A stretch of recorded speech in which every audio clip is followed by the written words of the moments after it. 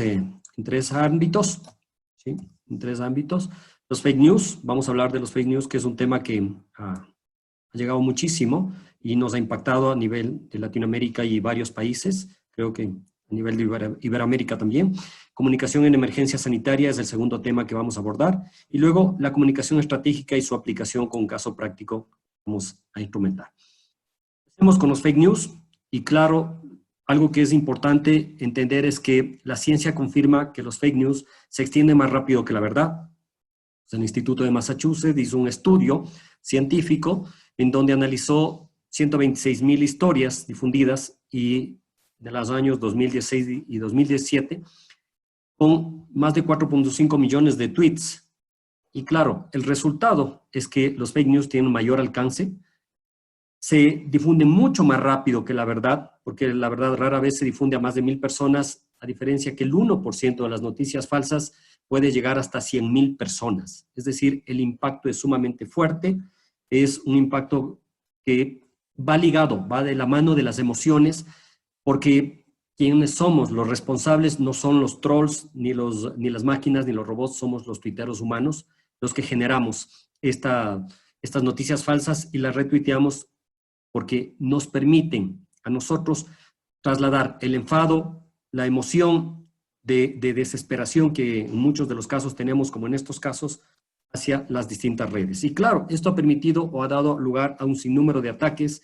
De hecho, hemos sido, como Ecuador y todos los países, blancos de ataques a través de fake news, donde tienen un alcance que hasta estudios jurídicos, como vemos acá, se hacen eco de estas noticias falsas porque buscan de una u otra forma, pues, llegar a un mayor alcance.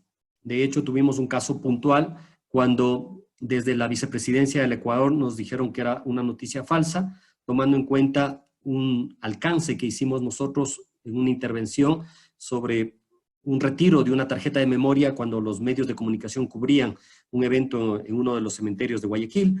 Y claro, las evidencias, como ustedes pueden notar, no era un fake news, pero trataron de jugar que en esta línea, aprovechando la moda en los fake news e involucrarnos en ellos, y como institución respondimos inmediatamente. Pero ¿qué es lo que motiva a los fake news? Principalmente dos cosas. Hay motivaciones económicas, porque alguien va a ganar con esta generación de pánico, miedo o susto, y hace que la gente busque o comprar o adquiera ciertas posiciones, o el ideológico, porque obviamente estas noticias falsas lo que nos van a generar a la larga es que nosotros vayamos hacia una toma de posición ideológica en acuerdo o desacuerdo sobre ciertos elementos que nos permiten a nosotros evidenciar realidades. Dicho esto, hablemos de la comunicación en emergencia sanitaria y empecemos con la infoxicación. Nosotros, al dar este quiebre, que hemos sido obligados de aislamiento social, la única pantalla que tenemos son las redes sociales y los medios de comunicación. Es como estar en un cine, ¿sí? Y cuando estamos en el cine nos pasan la publicidad que la empresa cinematográfica va a realizar antes de la película, etcétera, y estamos obligados a mirarla. Pues es lo que nos pasa ahora, estamos obligados a mirar a través del internet varias noticias, y si la comunicación no es la más adecuada, especialmente de parte de los gobiernos, pues vamos a tener ciertas dificultades. Aquí quiero hacer un paréntesis pequeñito y tocar el hecho de que la palabra comunicación estratégica se utiliza muchísimo, de hecho está de moda, todo el mundo quiere ser estratégico y todo el mundo habla de ella, porque hace unos años se hablaba de persuasiva, pero nada más alejado de la verdad, como dice Rafael Alberto Pérez en su paper sobre el estado del arte de la comunicación estratégica, cuando el tema estratégico no necesariamente es una moda, ¿sí? Cuando la comunicación estratégica se define mucho más cerca con una posición y ventaja, como lo dice Sánchez en su escrito en el 2011, es cuando nosotros debemos ver esa gran oportunidad y la posición que tenemos, y a través de la perspectiva mirar hacia dónde podemos llegar. La parte estratégica no solamente es llamarse per se, sino es actuar como tal. Y de eso me voy a seguir explicando más adelante. Yo quería tocar una línea base, porque es importante trabajar sobre una línea base, y he tomado un texto de mi gran amigo Joan Costa. Joan Costa es uno de los autodidactas que realmente merece mucho respeto, muy conocido en Europa, España especialmente, y acá, en Ecuador y en varios países. Y él nos habla de que la gestión estratégica de las comunicaciones empresariales es decididamente holística, total e integradora. Partiendo de ello, pues obviamente esa es nuestra línea base, y entendamos que la comunicación en cualquier contexto, incluido en emergencia, es un mecanismo de diálogo e interacción entre actores de la sociedad. Entonces, claro, permite a la ciudadanía que se informe, y de nuestro lado crea canales de diálogo para fortalecer nuestra imagen, el posicionamiento y el valor reputacional de lo que nosotros queremos comunicar. Entonces, hay unos elementos o ejes que nosotros utilizamos y que concibo como indicadores valiosos para los gobiernos y para las defensorías del pueblo a nivel iberoamericano, como líneas de acción. Lo primero que no debemos perder de vista es nuestra naturaleza. Al ser defensores de derechos, nosotros hablamos de vidas, y ese instinto de supervivencia del ser humano es lo que nos hace movernos y nos hace salir a defender esos derechos. Miren, en nuestro caso, hasta ayer se habían confirmado 35.306 casos positivos de COVID, y el número de fallecidos ascendió a cerca de 3.000. Es decir, frente a ello, la política y los negocios no son prioridad, y es el norte que como institución nacional de derechos humanos debemos nosotros seguirlo. Segundo, hay que entender las realidades sociales y económicas en la diversidad. No somos iguales.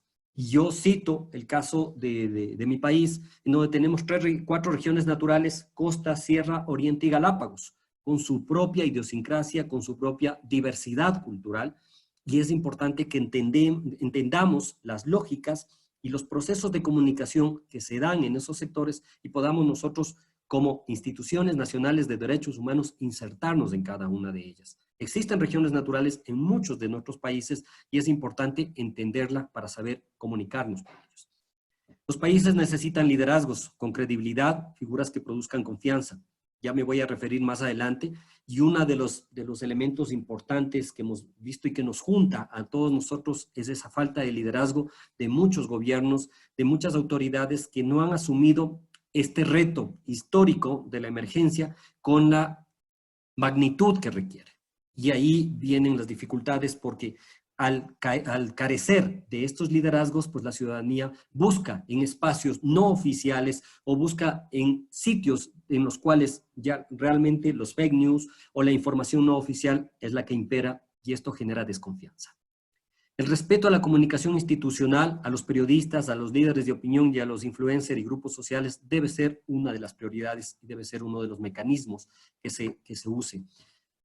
Soy uno de los convencidos de que la comunicación es uno de los caminos para superar esta emergencia, y me voy a permitir explicar conforme vayamos avanzando en la presentación sobre ello, porque la comunicación volcada hacia la participación y al diálogo con la ciudadanía nos van a permitir esos cambios que se requieren. No es que sea privativo de nosotros, esto ya ha sido probado en otros países, lo han usado y les ha ido muy bien. Entonces hay que volver a los ojos a los principios básicos, al diálogo como ejercicio de respeto de los derechos. Y especialmente permitir que los comunicadores manejemos la comunicación. Uno de los elementos claves que sugiero yo como principio básico es trabajar sobre la reputación. La clave es la confianza. Y la reputación se asienta en la confianza, en la credibilidad, que es donde nosotros debemos insertarnos como uno de los actores valiosos de la sociedad en la defensa de los derechos humanos y de la naturaleza, porque siendo ese el primer elemento valioso, tomando en consideración la vida como elemento y eje central, pues es una de las características que nosotros vamos y debemos sostener a lo largo de nuestro ejercicio profesional. Tenemos realidades comunes, me refería en líneas anteriores. En varios de los países, y no casi en la totalidad, hay ausencia de información oficial creíble. Nosotros de acá decimos, realmente es muy difícil para las autoridades locales que ahora se encargan de tomar decisiones de cambiar semaforización, es decir, del estado de aislamiento que tenemos a un estado de distanciamiento, sin una información adecuada. Y de esto voy a explicarme más adelante cuán valiosa y cuán básica es la calidad de la información. También es importante que nosotros entendamos que hay contradicciones en el manejo de las cifras. Los hemos sufrido todos, que una autoridad dice uno, que otra autoridad dice otro, etcétera. Entonces, estas contradicciones en el manejo de las cifras no genera confianza, ¿sí? Y es uno de los errores más fuertes. Y también todos tenemos bloqueos y dificultades en nuestras fronteras. Es decir, cuando se produjo este fenómeno de la pandemia, muchos países cerraron sus fronteras y al igual que nosotros, con más de 10.000 ecuatorianos que se encuentran cerca de regados por todo el mundo y que de esos apenas 6.000 han logrado regresar, pues existen muchos dramas humanos de ecuatorianos o connacionales de sus países que están en otros y que obviamente tienen necesidad urgente de regresar y las situaciones se van agravando cada vez más. También miren, es importante que nosotros pensemos en ideas integrales, que veamos al manejo de los derechos humanos como una idea integral, totalitaria, que deriven en productos y mensajes comunicacionales que vayan enfocados en los públicos específicos. Es importante que esa integralidad la aterricemos en una especificidad, porque a quienes nosotros en este momento de pandemia debemos llegar, a los más vulnerables, ya que dada la coyuntura emergente, pues ellos son los que más necesitan. Si nosotros no llegamos hacia ellos, pues nuestra acción, nuestra interacción en el imaginario y la percepción colectivas nos resultará con el efecto que nosotros queramos, ¿sí? Es importante que consideremos eso. Por eso yo siempre sugiero trabajar desde la sensibilidad social, entendiendo al otro como ser humano, con sus sentimientos, acciones y participaciones, respetándolo y respetándola, porque este es uno de los elementos claves, el respeto, el principio de respeto basado en el hecho de hasta dónde van tus principios y hasta dónde empiezan los míos. Entonces, ¿qué es lo que se busca? Entender a ese ciudadano diverso culturalmente para comprender de sus realidades y entender cómo me comunico con ese ciudadano, ¿sí? Hacer un análisis de los públicos objetivos a los cuales yo voy a llegar, ver cómo se comunican, mapearlos y permanentemente estar monitoreando esas vulneraciones que pueden sufrir o ser afectados. Y para eso nos sirve mucho luego la prospectiva, es decir, nosotros como instituciones de derechos humanos debemos estar un paso adelante, debemos plantearnos escenarios de cómo nosotros podemos interactuar para evitar las vulneraciones, porque no solamente debemos actuar cuando ya se dan, sino tratar de buscar cómo evitarlas, cómo denunciamos para que estas vulneraciones sean menos o afecten a la menor cantidad de gente o simplemente no se den. Y aquí tenemos 3 casos en donde los elementos comunes es la comunicación. Angela Merkel, científica de formación, ¿qué es lo que pasó? Se dirigió al país con un discurso histórico e hizo una comparación que a veces yo recomiendo mucho para varios países. Comparemos con algo cercano que conocen, que la ciudadanía entiende. Y claro, a los ciudadanos y ciudadanas alemanes les comparó con la Segunda Guerra Mundial y les dijo que era mucho más grave. La gente le entendió y se apoyó y estableció nexos de comunicación con los gobiernos cantonales, llamémoslo así, o los gobiernos seccionales, con los distintos áreas de poder, llámense estados, llámense provincias, ¿sí? Y con todos conversó, con todos logró una interacción. Y miren, el resultado, un país con 80 millones de habitantes, 5.500 fallecidos. Este mes inician clases. Tenemos en Finlandia, Sanna Marin, la jefa de Estado más joven del mundo, una milenial, y como milenial actuó a toda velocidad. ¿Y qué es lo que hizo? Comunicacionalmente se alió con los influencers de las redes sociales como agentes para sensibilizar a la población y ellos le ayuden en equipo difundiendo la información. 172 fallecidos en un país de 6 millones de habitantes. Y tenemos en Noruega, Erna Solberg. Miren, he visto muchos casos de varios países en donde los niños no aparecen en el mapeo de la emergencia sanitaria. Pues sucede que en Noruega fueron los principales.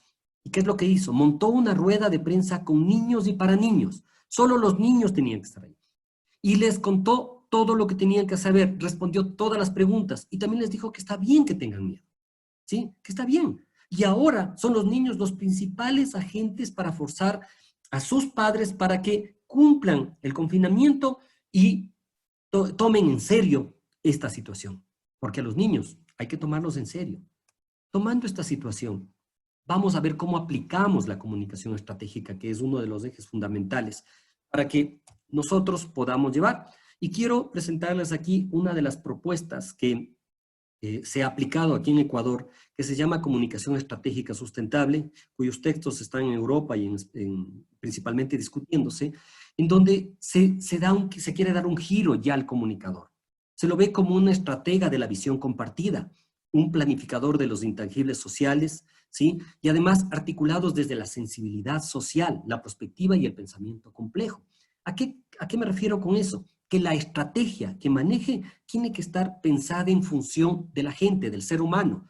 La comunicación estratégica sustentable se basa en el ser humano como centro de toda acción y dimensión social, en donde una persona armado con un celular se puede convertir en un agente de cambio. Y si no, veamos los videos que se hacen virales y se dan en todo el mundo, actualmente no son dados por las grandes cadenas, es por los ciudadanos. Entonces, estábamos en esa línea y trabajamos en eso bajo un proceso, manejamos escenarios, hacemos sistémico todo su proceso, pensamos en las mediaciones sociales porque cada realidad es distinta, planificamos y obviamente educamos, porque parte importante para nosotros es la educomunicación. Pero muchos dirán, ¿qué es la estrategia en comunicación? Y eso me han preguntado a mí durante varios años y ha sido uno de los dolores de cabeza de ¿qué es la estrategia? No es nada más que una emoción o una necesidad básica inserta en un mensaje. Es lo que yo quiero que las personas lleguen a pensar a través del diálogo sobre toda mi campaña. Entonces, ¿cómo construir una estrategia? Y aquí les quiero dejar un checklist para que sientan que su estrategia, si la están armando dentro de su plan de comunicación o sus campañas, está bien o está mal. Entonces, como bien decía, hay que incluir una emoción o necesidad básica. Tiene que ser integral, por supuesto, en función del problema. Tiene que ser intangible. Por favor, las estrategias no son tangibles, ¿sí? Y tiene que ser comunicacional. Y quiero referirme a ello. A veces ponemos estrategia, plan de comunicación, o estrategia, campaña de comunicación. Esas son tácticas. La estrategia va mucho más allá. La estrategia es generar empatía con la ciudadanía. Y me voy a explicar cómo estamos trabajando acá. Pero para eso debemos tener en cuenta todos los sistemas de comunicación. Y yo guardo distancias y tengo mis reservas con varios de los expertos que aparecen ahora diciendo que esta es una crisis que hay que manejarla como tal. Señores, una crisis es un momento de sobresalto institucional. Señoras, por favor, con toda la lógica que tenemos, debemos entender que no estamos en un momento de sobresalto institucional, estamos en un momento de pandemia mundial, en medio de una emergencia sanitaria que requiere varios de estos sistemas de comunicación a ser usados para los distintos públicos. En un momento determinado necesitaré hacer relaciones institucionales, porque quiero que la institución de derechos humanos que yo manejo se relacione con un grupo especial. Nosotros en este momento estamos haciéndolo con los grupos de trabajadores, por ejemplo, los sindicatos de trabajadores, por las nuevas medidas que ha dado el gobierno. En varios momentos necesitaremos relaciones públicas. Estamos haciendo relaciones públicas integrando a todas las organizaciones de derechos humanos que existen en el país para gestionar con ellos grandes procesos y proyectos para que sean visibles, para que su trabajo sea visible en este momento. Necesitamos hacer comunicación institucional, es decir, ese relacionamiento que nosotros requerimos hacer con el gobierno, con las instituciones, con los ministerios, y hemos hecho grandes eventos que han costado el cargo a ministros, ¿sí?, por atentar contra los derechos humanos. Necesitamos hacer comunicación organizacional, pensar en los de adentro, pensar en la institución. Nuestros colaboradores y colaboradoras han sido la prioridad. Hemos trabajado para ellos y con ellos, y me voy a explicar más adelante estos temas. También necesitamos hacer comunicación corporativa, es decir, donde la base sea el valor agregado. Trabajamos con la Asociación de Bananeros en proyectos de ayuda, de responsabilidad social, para que en lugar de que se pudra la fruta, llegue a los sectores más vulnerables, con un valor agregado, la solidaridad, la integración con varias instituciones que apoyan esta logística y llega para no solamente que sea un enunciado el quédate en casa, sino también nosotros propendamos a ese quédate en casa, pero con productos. También hemos integrado apoyo a través de comunicación corporativa con instituciones que nos han donado productos y hemos llegado con kits alimenticios a varios grupos de escasos recursos. También comunicación para el desarrollo, las comunidades, los grupos indígenas, necesitan, esos pueblos autóctonos necesitan procesos y sistemas de comunicación específicos y adecuados, y se ha integrado con ellos a través de ¿qué? De aliados estratégicos para que nos permita comunicarnos y desde su idiosincrasia y respetando su cultura, pues nosotros podamos sentir apoyo y hacer apoyo como Institución Nacional de Derechos Humanos. Pero para esto, ¿qué necesitamos? Y esto es importante. No pensemos en una gestión operativa de la comunicación, por favor, olvidemos de esos detalles. Pensemos más arriba en la gestión estratégica de la comunicación. ¿Cómo yo cambio vidas? Siempre les digo eso. ¿Cómo cambio vidas? Yo no cambio la vida dando una caridad. Yo cambio vida con una gestión integral de defensa de los derechos humanos, poniéndome como bandera la sensibilidad social y el respeto al otro. Entonces, cuando nosotros hagamos planes de comunicación, por favor, pensemos en 3 preguntas básicas para ver si es que nuestro plan es operativo o es estratégico. ¿Qué quiero comunicar? Es decir, ese mensaje que yo quiero llegar tiene una estrategia detrás. ¿A quién quiero comunicar? ¿Tengo claros mis públicos a los cuales yo quiero llegar? ¿Los tengo identificados? Y segundo, ¿cómo comunicar? ¿Cuáles son los mecanismos que son más idóneos para que esos públicos se comuniquen conmigo? Porque al final lo que se busca es eficiencia del mensaje y consistencia en la comunicación, pero sin olvidar la importancia de la perspectiva y la estrategia en la planificación. Para eso quiero explicarme a través de 5 pasos sencillos, ¿sí? Si ustedes siguen estos 5 pasos, les prometo que el impacto comunicacional que ustedes tienen será mucho, mucho mejor y el nivel de efectividad superará el 80%. Y esto los aseguro. Primero, la investigación. Y por eso decía, es importante el estado de situación. La investigación es clave, ¿sí? Segundo, el análisis, porque aquí determinamos el problema. Tercero, la planificación. Es importante saber planificar y escoger los sistemas de comunicación que voy a usar, armado de la estrategia, y luego la ejecución, que es el acompañamiento, por favor. Y me voy a explicar a detalle cada uno de ellos, y luego la evaluación. Esto es igual que cuando yo voy a un médico. Cuando yo voy al médico y le digo, doctor, me duele la cabeza, y el doctor me ve y me dice, ¿sabes qué? Tómate un Finalín. Le dice, pero por Dios, pago $30 por la consulta para que me diga algo que yo sabía. No vuelvo más donde ese médico. Pero si voy donde un médico y me dice, a ver, permíteme, déjame te hago un examen, me analiza y me manda exámenes, revisa, él planifica luego los resultados a través de una receta, yo sigo, ejecuto esa receta y luego me llama a una evaluación para ver cómo ha dado efecto esa receta. Entonces, ese es un médico que se va a reputar. Lo mismo pasa con los comunicadores.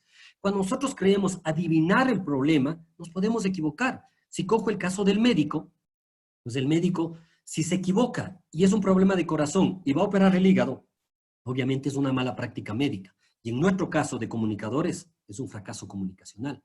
Entonces, seamos absolutamente puntuales y vayamos a eso. Y hoy quiero explicar lo que nosotros hacemos en estos pasos en la Defensoría del Pueblo de Ecuador. Lo primero que hicimos es crear un comité de emergencia permanente, ¿sí? Y manejamos un eslogan que lo creamos, lo acuñamos en octubre. En octubre en mi país hubo un gran paro nacional porque el gobierno subió el precio de los combustibles y los sectores indígenas y sociales salieron y realmente hubo una paralización muy fuerte y nosotros entramos a ser el órgano de contención del gobierno y claro, nos ganamos unos problemas sumamente fuertes que hasta ahora los venimos teniendo, tenemos grandes campañas de desprestigio dadas desde la línea gubernamental, pero eso no nos ha amedrentado, todo lo contrario, nos ha permitido crecer y posicionarnos mucho más, porque de la crisis que el gobierno ha querido generar, nosotros le hemos dado la vuelta y hemos convertido en una gran oportunidad para visibilizar nuestro trabajo, ¿sí? Entonces, Ecuador Tierra de Derecho se llama nuestro eslogan, y eso lo venimos usando acá. Y dentro de la investigación, que es el primer paso, monitoreamos en forma permanente a diario las vulneraciones de los derechos humanos y determinamos los problemas.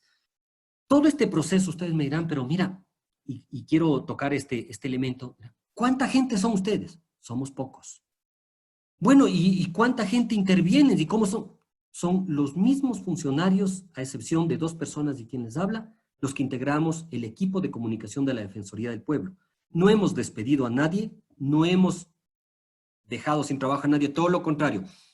El personal es muy valioso, lo hemos optimizado, hemos afinado sus competencias y hemos organizado con ellos las diferentes campañas. es un personal que trabaja 24/7, de domingo a domingo. Y ya me voy a explicar qué es lo que pasa, porque no es un tema de darnos lujo en el tema, sino que es el tema de entender al otro, de respetar al otro, que es el principio de la comunicación estratégica sustentable y permitir que potencie esa situación.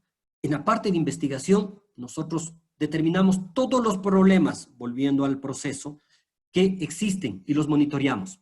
Pero ¿cómo es un problema? Porque muchos dicen, hay problemas. Y les cuento que a lo largo de mi vida académica, durante 4 años hice una investigación de cómo los comunicadores determinan cuál es el problema de comunicación, porque, insisto, es la base. Me jalé en el problema, lo demás no sirve, insisto. Entonces, el 80% de comunicadores investigados a nivel de pregrado y posgrado se equivocaban y pensaban que el problema es administrativo. Entonces, o era el problema de que no les pagaban un sueldo, o era un problema de que administrativamente se sentían mal, o era un problema de que la institución no les reconocía su trabajo, etcétera, o era un problema de clima laboral sumado a comportamiento organizacional. Pero nada más alejado de ello, porque si nosotros atacamos esos supuestos problemas, que sí lo son, pero administrativos y no comunicacionales, nos vamos a equivocar. Y por eso fallan nuestros planes.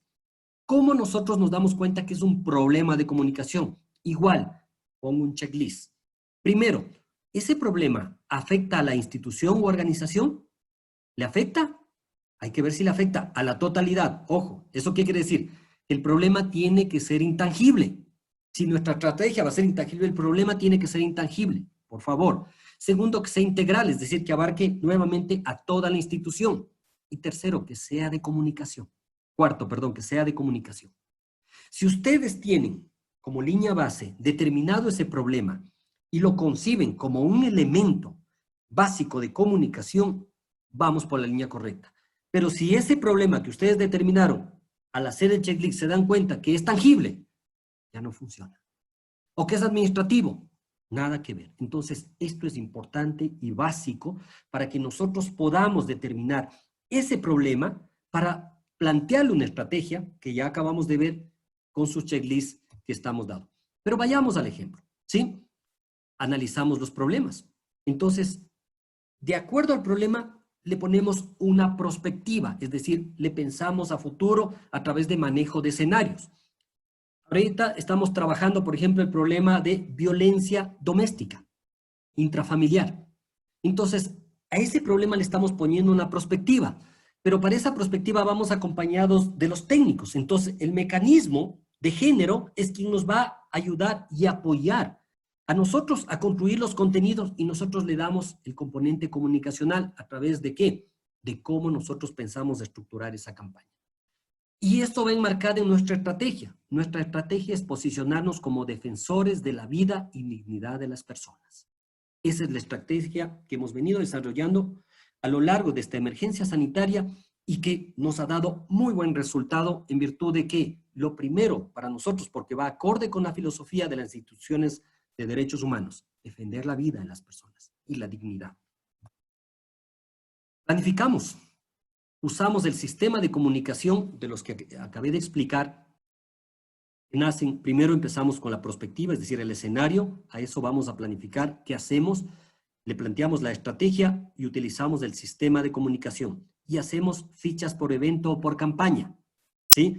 Cada una tiene su ficha, con responsables, con productos, con tiempos, ¿sí? Y eso vamos midiendo y controlando, porque tan importante es la planificación como es la ejecución. Y para mí es sumamente importante la ejecución porque muchos directores de comunicación simplemente planifican y háganlo. Nosotros les acompañamos. Estamos, como yo siempre les digo, a un mensaje de WhatsApp o a una llamada telefónica de las dudas que tengan. Porque ahora no podemos juntarnos, pero hacemos reuniones, obviamente, a través de plantillas Zoom. Pero cuando hay dudas, a veces la espiral de silencio, ¿qué es lo que hace? Que la gente en grupo no manifieste sus inquietudes, sus dudas. Pero las puertas siempre están abiertas y cada uno puede llamar al director y pueden consultar cómo van los casos. ¿Qué es lo que hemos hecho? Miren, a través de este sistema, a través de este proceso. Hemos manejado, lo primero, 5 campañas de fidelización, motivación y autoestima de clima laboral con los trabajadores y trabajadoras de nuestra institución. tenemos una campaña. Cada funcionario o funcionaria afectada con COVID, contagiada con COVID, tiene un tratamiento especial que incluye una carta del defensor, una llamada telefónica del defensor, incluye un video, cartas de los amigos, etc. Lo que necesitamos es en ese momento que se sienta importante y valiosa para nosotros. Y luego cuando ya vence al COVID, también generamos un proceso de comunicación para ella, pero sin revictimizar, respetando su idiosincrasia, respetando lo que ellos quieren, pero haciéndoles sentir cuán importante es para nosotros como Institución Nacional de Derechos Humanos que esté bien, ¿sí? La segunda es en lo externo. Trabajamos ahí cerca de 30 campañas informativas y de educomunicación, ¿sí? De distintos temas, para cuidado de animales, para cuidado de personas de tercera edad, ¿sí? Para todo lo que ustedes se pueden imaginar durante la emergencia, de acuerdo a los problemas que han ido saliendo, que han ido mapeando para niños, etcétera. Hemos trabajado 30 campañas y 5 campañas de difusión promocional de una plataforma de denuncia que tenemos, y otra de ayuda psicosocial y otra de asesoría defensorial. Es decir, ¿qué es lo que nosotros hicimos? Volcamos hacia la tecnología nuestra institución, mejoramos nuestra página web, colocamos plataformas de atención ciudadana para ayuda psicosocial, para denuncias y para asesoría. Entonces, tratamos de estar ahí. Y bueno, ustedes miran, pero ¿cómo hicieron? Miren, todos los que trabajan en la plataforma de ayuda psicosocial, por ejemplo, son voluntarios. Cuando hicimos la convocatoria, necesitábamos 30 por la periodicidad y todo, y recibimos cerca de 90. Y de esos, 80 fueron calificados y están trabajando con nosotros. Entonces, y de acuerdo al informe que me dieron ayer, me dicen que cerca de 30 vidas se han salvado. Y para nosotros eso es una felicidad, con esta ayuda. De personas que estaban realmente mal psicológicamente y que a través de esta plataforma 30 vidas se han salvado. Para nosotros eso es un éxito. También hemos realizado a nivel de comunicación exhortos, pronunciamientos y boletines de prensa, porque hemos denunciado vulneraciones a los derechos humanos y nos hemos tenido que enfrentar con el poder, con los ministros. La falta de información oficial ha sido uno de los elementos más fuertes que tenemos.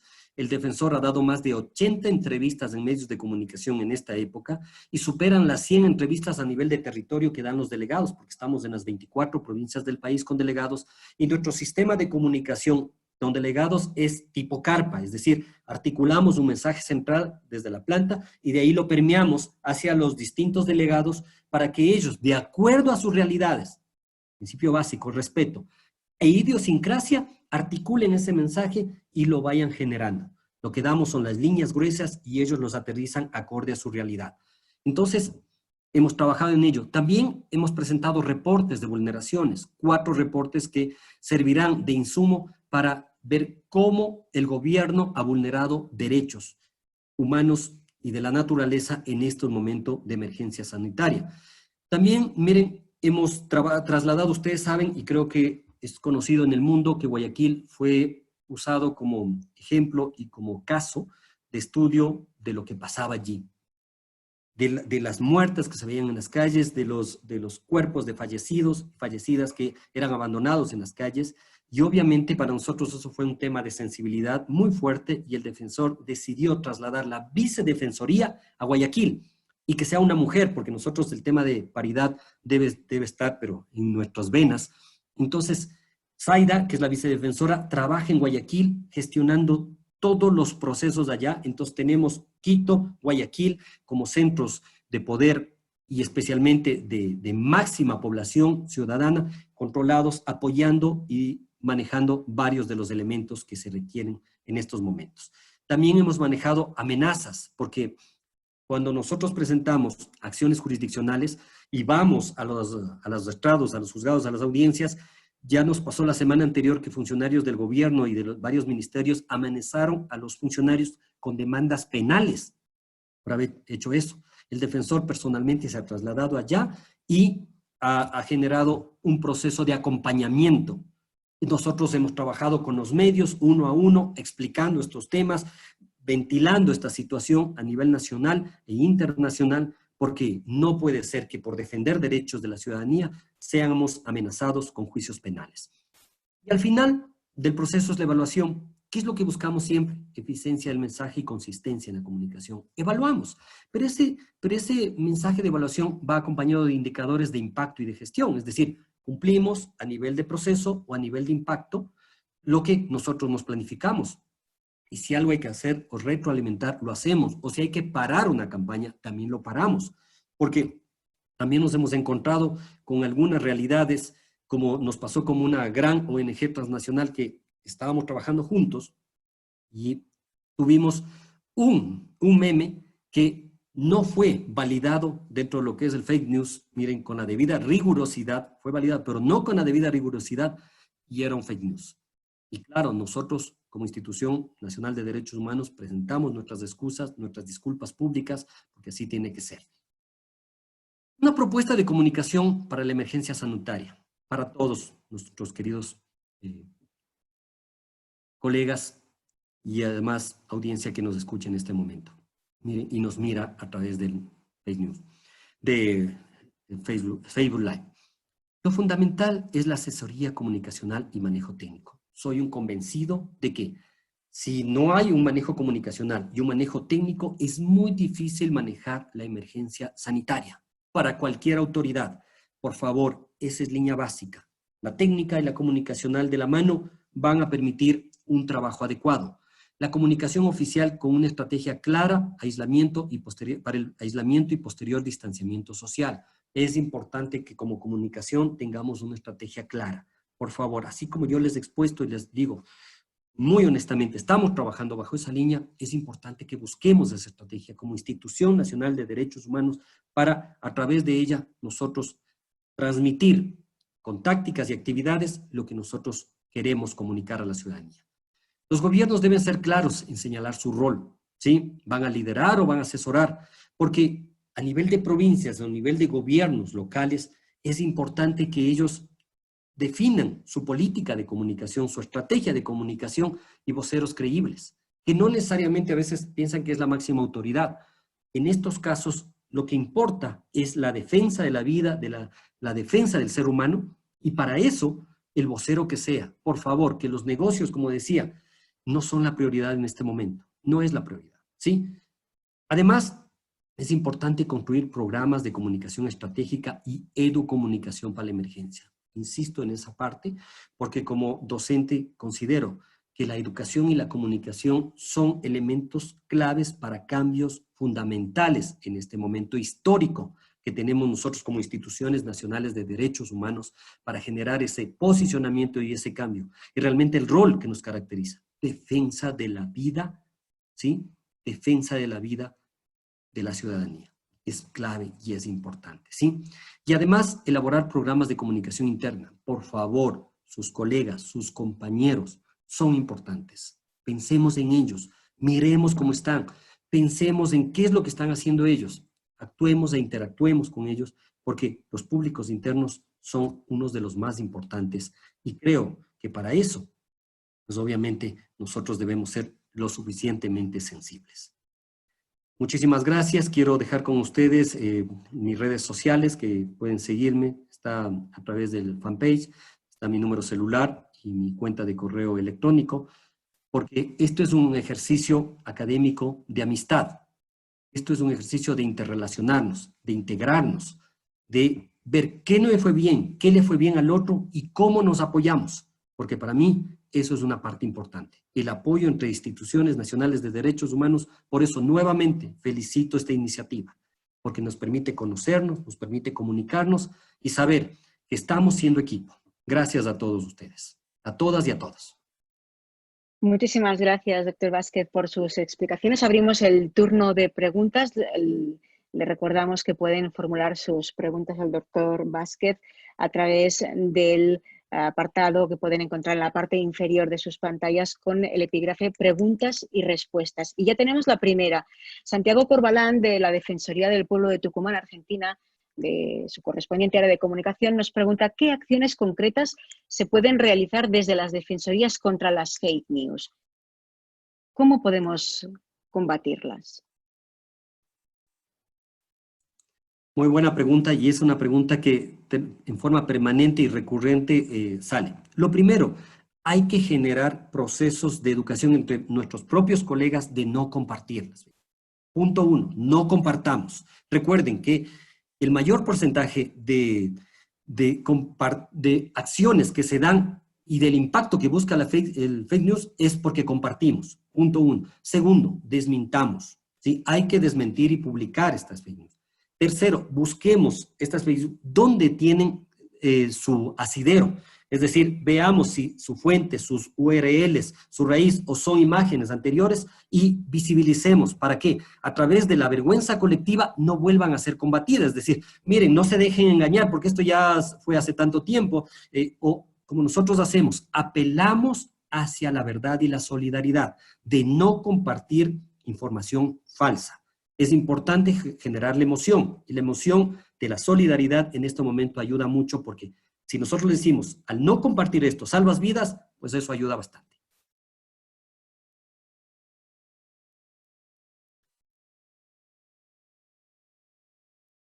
Noemí, ¿no te escuchamos? Noemí. Sí, ahora sí, perdón, que Gracias. no había conectado el micrófono.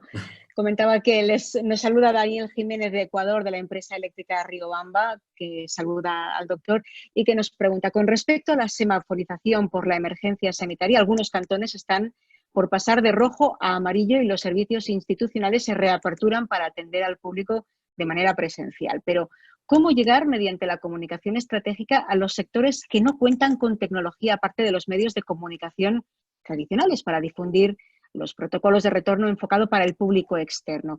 Como primer paso, se han establecido canales digitales de comunicación con dirigentes parroquiales. Pero ¿cómo romper esa brecha, doctor? A ver, uno de los elementos claves, entendiendo la cultura, es que son orales. La oralidad es lo que marca a las comunidades indígenas, ¿sí?, en su tratamiento. Entonces, muchos de ellos no es que tienen acceso a tecnología. ¿Cómo manejamos nosotros el tema de eso? Pues el contacto directo. No necesariamente hablamos del cara a cara, pero sí a través de una comunicación directa, a través de información adecuada, a través de nuestros delegados que conversen con ellos, expliquen esta situación, porque el problema más grande que tenemos de paso de una semaforización, de aislamiento a distanciamiento, es la falta de información. Y la persona confunde, asocia en su cerebro, asimila y resume y dice, cambio, entonces vuelvo a mi rutina. ¿Qué es lo que pasó en Guayaquil, por ejemplo, en esta semana? Cambio de semaforización y todo el mundo se volcó a las calles.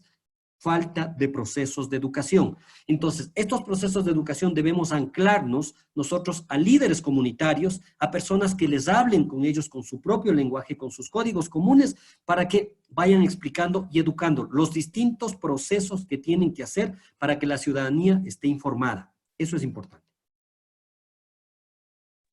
A ver, que me llega otra pregunta por aquí de Sergio Méndez, que nos pregunta cómo gestionar o atender los ataques hacia las defensorías. En el caso de México, por ejemplo, persiste y se promueve desde las autoridades de gobierno el estigma referente a que los defensores de derechos humanos solo defienden personas que cometen delitos. Esta situación se agrava en un contexto como el de la pandemia, en el que se observa el fenómeno de desinformación llamado infodemia por la OMS.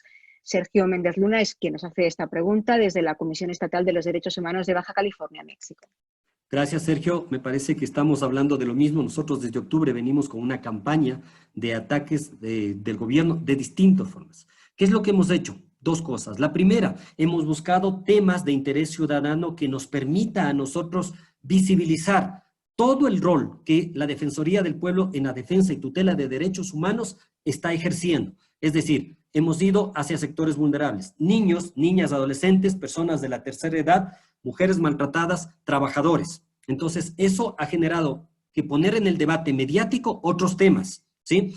Y hemos trabajado los temas a nivel de personas con privación de libertad o personas que han sido cometidos de abuso policial, hemos bajado un poco el perfil, pero no hemos dejado de actuar, hemos seguido actuando y comunicando, pero para distintas redes. Punto 1. Segundo, cuando hay ataques del gobierno a nivel de cuentas troll, porque nosotros tenemos todo, de hecho nos suspendieron la cuenta de Twitter, que es una de nuestras más fuertes, por denuncias, ¿sí? Nos la bajaron la cuenta, pero peleamos, luchamos, hablamos con altos directivos de Twitter a nivel de todos los enlaces. Por eso es importante estos enlaces, porque de Europa nos escribieron, nos dijeron, mira, nosotros somos de derechos humanos y te podemos apoyar. Y nos pusieron un contacto con alguien de Twitter para América Latina, le escribimos, le explicamos y nos restituyeron la cuenta con todos los seguidores. Entonces hemos tenido ataques de distinta índole. ¿Qué hacemos ahí? Nos victimizamos, ¿sí? Nos victimizamos en esa línea porque, claro, nosotros somos una institución pequeñita, no superamos los 400 trabajadores y el gobierno obviamente es un monstruo. Nosotros siempre les digo, miren, por dinero no se preocupen, porque no contamos. O sea, por plata nosotros nunca nos preocupamos. Todo lo que hemos hecho nosotros ha sido con cero presupuesto. No hacemos campañas de publicidad ni de promoción. Todo es en base a lo que los colaboradores pensamos, hacemos, trabajamos y proyectamos. Entonces, dos ejes. Recuerdo nuevamente. El primero, nos victimizamos cuando hay ataques del poder, porque nosotros somos el David frente al Goliat, ¿sí? Y segundo, lo que nosotros ponemos en el debate mediático otros temas que son de sensibilidad social y que como Defensoría también trabajamos.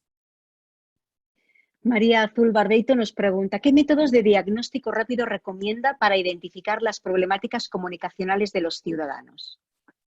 Bueno, nosotros hacemos monitoreo de medios. Antes que podíamos, hacíamos observación participante, es decir, nosotros pedíamos a nuestros delegados que observen las realidades y recibíamos toda la información. Además, también hacíamos pequeñas encuestas, ¿sí? Pequeñas encuestas flash, que lo hacíamos muy rápido. Enviamos, ahora hacemos encuestas. Estamos en este momento, mira, por ejemplo, haciendo una encuesta a nivel interno sobre índice de satisfacción y clima laboral de nuestros colaboradores, porque como, insisto, nosotros pensamos mucho en ellos. Entonces, en este momento tenemos ya un resultado de una segunda encuesta, porque hicimos otra antes, ya se terminó la campaña, estamos en otra fase y estamos en ello. O sea, tratamos a la investigación como algo manejable y fácil y accesible, no como algo etéreo ni complejo. Para eso la investigación compleja está para paper o publicaciones científicas. Aquí lo que hacemos es aterrizar la investigación en algo sencillo que nos permita a nosotros detectar los problemas que existen en este momento. Desde la Defensoría del Pueblo del General Pueyrredón de Buenos Aires, Argentina, Leonardo pregunta, ¿cómo llegar a la tercera edad con la información cuando están tan arraigadas los medios de comunicación tradicionales y son tan reacios a veces a aceptar que la mayoría de las noticias que les llegan son parte de esta infodemia? Sí, eso es cierto. Lo que nosotros hemos hecho es a través de la emoción de los niños, sus nietos. Es decir, tenemos procesos para niños para que el niño le cuente al adulto mayor sobre lo que está pasando con su lenguaje de niño, por el niño cómo piensa. Es decir, nosotros vamos atacando desde los nietos, desde la parte más sensible del adulto mayor, que son los niños, para que ellos transmitan esos mensajes, inclusive le lleven su celular, porque muchos están viviendo con ellos, ¿no? Están compartiendo. Entonces enviamos campañas para niños en dibujos animados, en caricaturas, para que les hagan ver a los adultos mayores. Nos ha ido muy bien en esa línea. Quisiéramos llegar a más, por supuesto, pero nuestros canales son limitados también. ¿No te escuchamos, Noemí? Cierro el micrófono para no molestar y me olvido de volver a No abrirlo, se preocupe. disculpen. Comentaba que tienen las líneas abiertas para formular sus aportes a través de preguntas y respuestas o también si quieren a través del chat. Lo digo porque a través del chat es mucho más enmarañado todo, pero que bueno, que también podrían hacerlo a través de allí.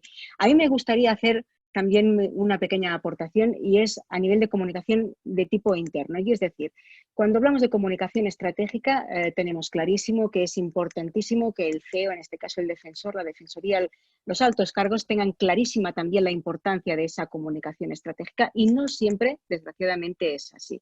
¿Cómo llegar a convencer a nuestros superiores muchas veces para que participen en ese proceso en el cual son una pieza clave?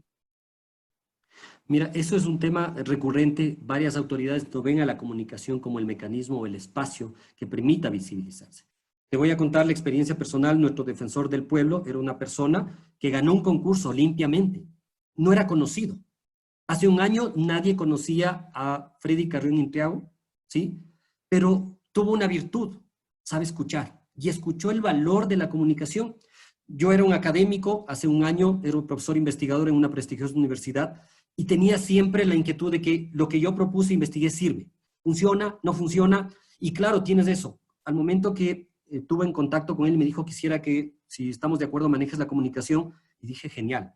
Es una persona que no era conocida, con muy buenas intenciones, que quería, convencido de los derechos humanos, y eso para mí era suficiente. porque lo demás es gestión comunicacional. Y ahora, a nivel de Ecuador, de acuerdo al último reporte de Click Report, somos la segunda institución con mayor credibilidad en el país luego del ejército. Eso es para nosotros un éxito en un año haber logrado eso. Pero, ¿por qué? ¿Cómo llegamos? Códigos comunes, por favor, Noemí. Mira qué es la necesidad básica del defensor. ¿Qué es lo que más quiere? Nuestro código común de todos es defensa de los derechos humanos. Entonces, por ahí empezamos. ¿Cómo defendemos los derechos humanos? ¿Sí? ¿Cómo visibilizamos que haya más personas que necesiten esa defensa si no lo conocen?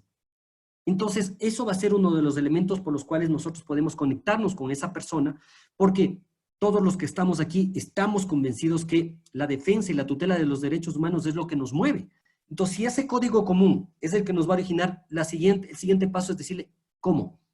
Usted es el actor importante.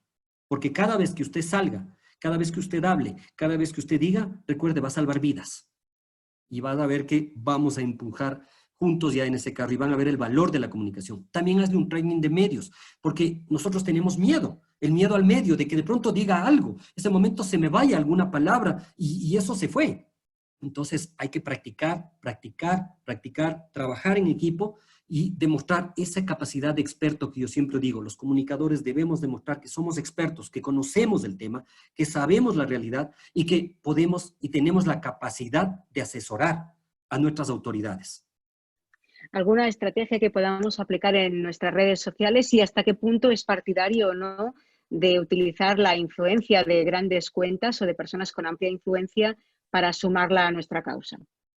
A ver, hay varias estrategias dependiendo del problema y dependiendo de la realidad, ¿sí? Tenemos estrategias desde la empatía, ¿sí? Tenemos estrategias emocionales que van allá hacia la sensibilidad y compartir cosas, ¿sí? Tenemos necesidades básicas como el instinto de supervivencia, que este momento se está dando. Depende de ellas cuáles usemos acorde a nuestra realidad y a nuestro problema. Segundo, no somos nosotros muy artífices o partícipes de anclarnos a grandes cuentas con grandes seguidores por una sencilla razón. Muchas de ellas tienen ciertos intereses políticos, ¿sí?